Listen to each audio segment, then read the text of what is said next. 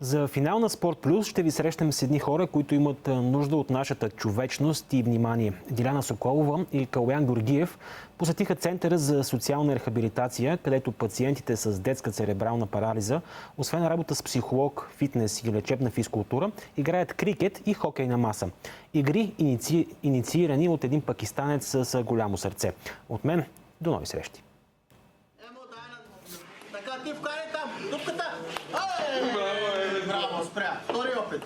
Това заболяване е умиране или недоразвиване на клетки в мозъка.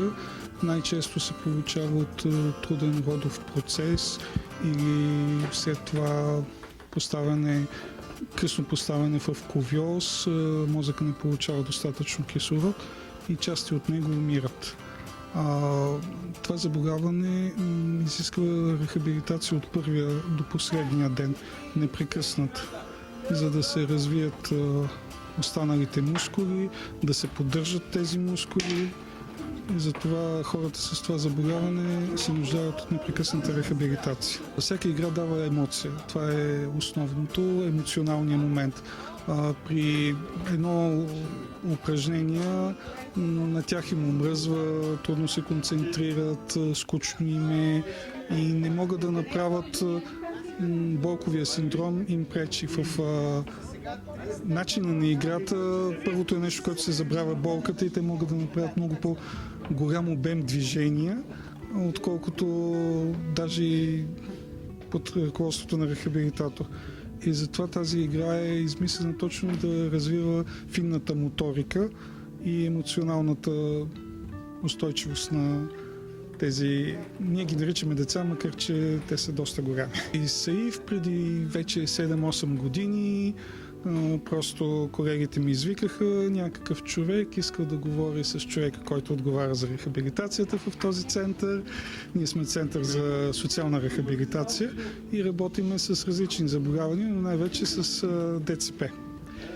Срещнах се с него, той ми разказа за своята идея да се адаптира крикета за игра на тези пациенти. И най-важното беше, че той осигури пособията за играта. Година ни обучава напълно безплатно и безкористно и почна да организира турнири, на които да събира хора от цялата страна. Крикет на маса, хокей на маса, не спираш да измисляш нови спортове. Какво те мотивира? Мотивират самите деца, самите състезатели, които играят крикет на маса. Сега скоро почнахме хокей на маса. Резултати се получават много добри, позитивни и те се искат да играят. И това ми мотивира. Кога има някакво състезание, някаква изява, кога децата могат наистина да се насладят на самото състезание, емоцията от състезанието? В май месец ще бъде крикет фестивал. Празнуваме Международен ден на крикет на маса. Тогава само софийски отбори събираме. Иначе в юни месец ще бъде 10-тия национален турнир крикет на маса в Пловдив. Така че там Пловдив събираме всичките градове, максимално деца участват в национални турнири.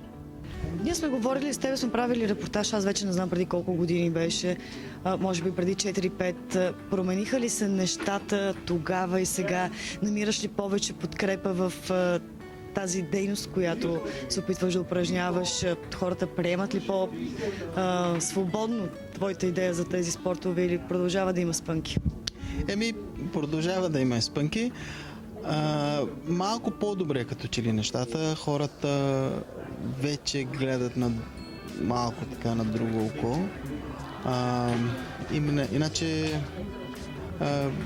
крикът за незрящи, както знаеш, ти беше правили много хубав репортаж тогава.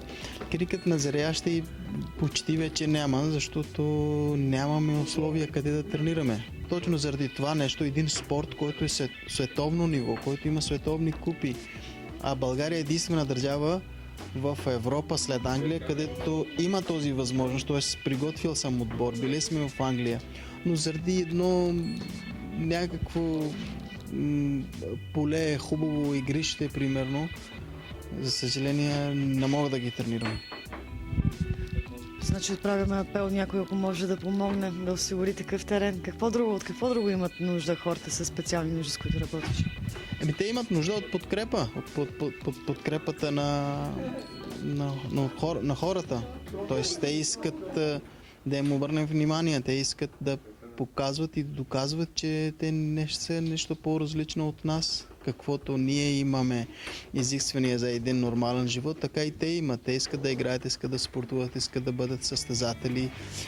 Те това искат. А молбата ми е към хората, че обърнете внимание към тях, подкрепите ги, гледайки.